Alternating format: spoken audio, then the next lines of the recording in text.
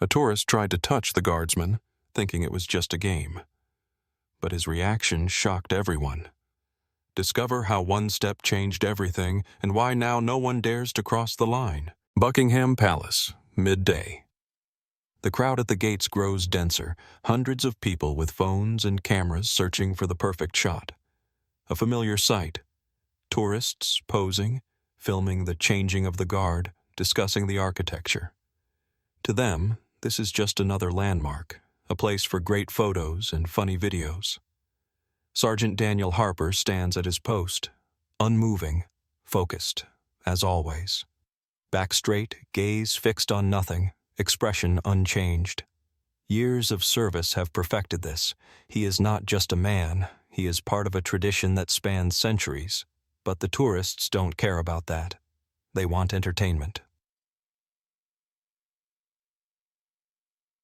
The usual spectacle begins around him. Someone waves a hand right in front of his face. Someone makes exaggerated faces. Someone pretends to stumble dramatically at his feet. These antics repeat every day, yet people still hope that today something unique will happen.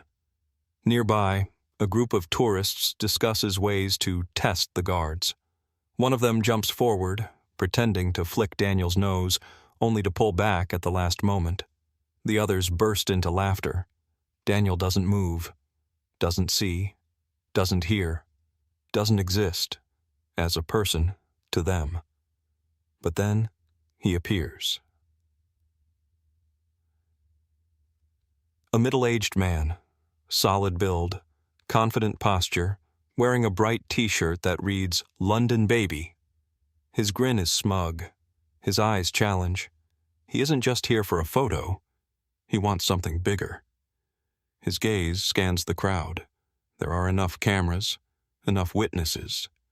Slowly he steps forward. One step, another. The crowd falls silent. Cameras start recording. People sense that something is about to happen.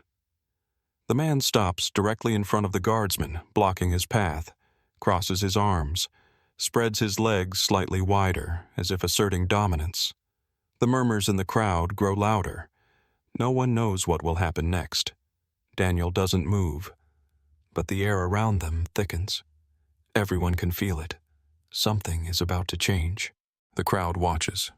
Cameras raised, eyes locked on a single point.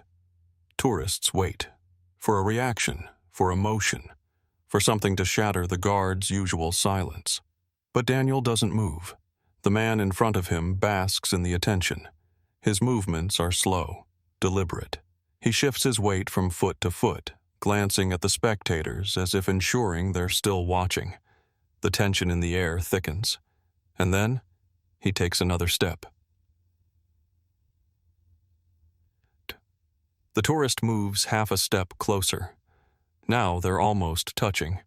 He stands inches from the guardsman, peering into his face as if inspecting a museum exhibit. His lips curl into a smirk. His eyes gleam with challenge. The crowd holds its breath. Someone takes a photo. Daniel doesn't react. And then, something happens that no one expects.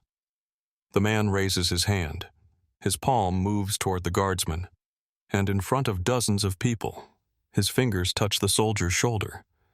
For a moment, it seems like nothing has changed. But that's an illusion, because anyone who knows the rules of the Royal Guard understands one thing. This is a line that must never be crossed. A sharp movement, the clang of boots against stone.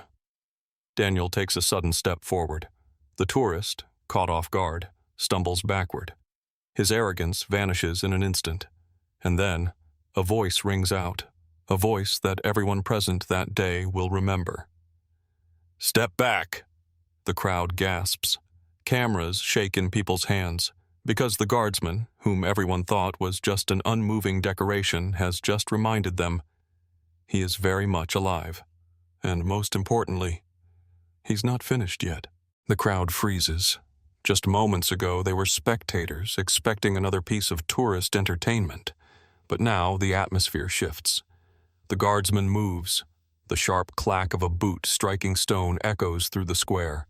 A single step forward, sharp, precise, drilled to perfection. The tourist, who had been beaming with self-satisfaction just seconds ago, stumbles backward. His face twists with surprise, confusion. He wasn't expecting this. No one was. Daniel keeps his gaze fixed straight ahead, but everyone in the crowd feels it. He is in complete control of the situation. His voice cuts through the air, loud and firm, like a command on the parade ground. Do not touch the guardsman. The tone is absolute, cold.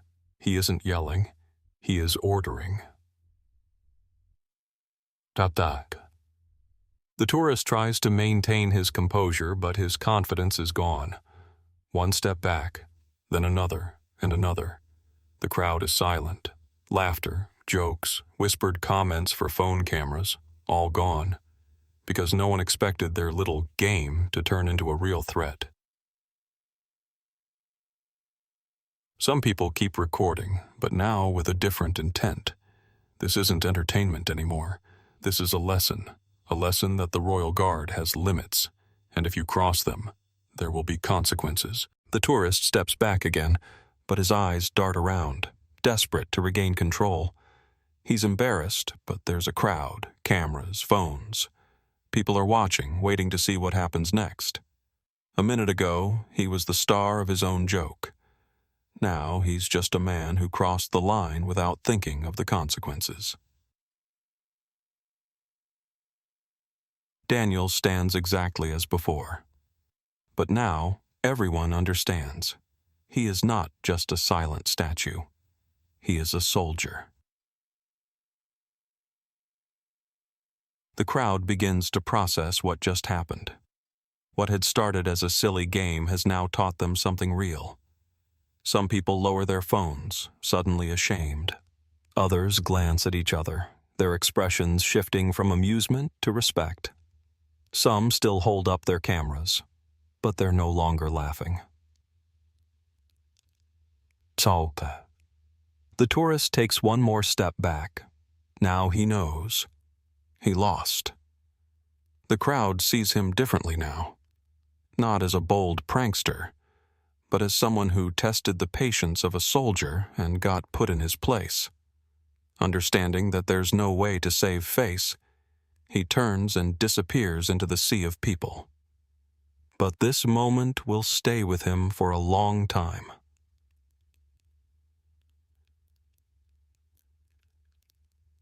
For the first time all day, no one else dares step too close. No one makes faces. No one reaches out a hand to see if the guardsman will break. They understand now, and this lesson is louder than any order. The atmosphere outside Buckingham Palace is no longer buzzing with laughter. The tension has changed, not anticipation for entertainment, but awareness of what just happened. Phones are still recording, but now people are capturing a real moment, not a joke. Some whisper to each other. Some exchange glances. Some look at the guardsman with quiet respect, and no one dares to cross the line again.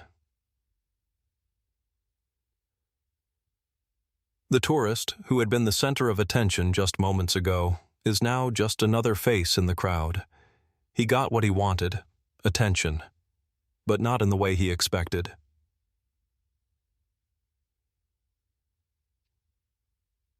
Daniel remains at his post. For him, nothing has changed. He doesn't turn to look at the people. He doesn't check to see if the cameras are still rolling. He simply does his duty. But now, the crowd sees him differently. Later, the video of this moment will spread across the internet. Guardsman puts tourist in his place. This is why you don't provoke them. This moment changed my view of the Royal Guard forever. Thousands of comments, millions of views, but Daniel will never read a single one. He will return to his post. He will stand before the palace once again. He will remain as still as stone.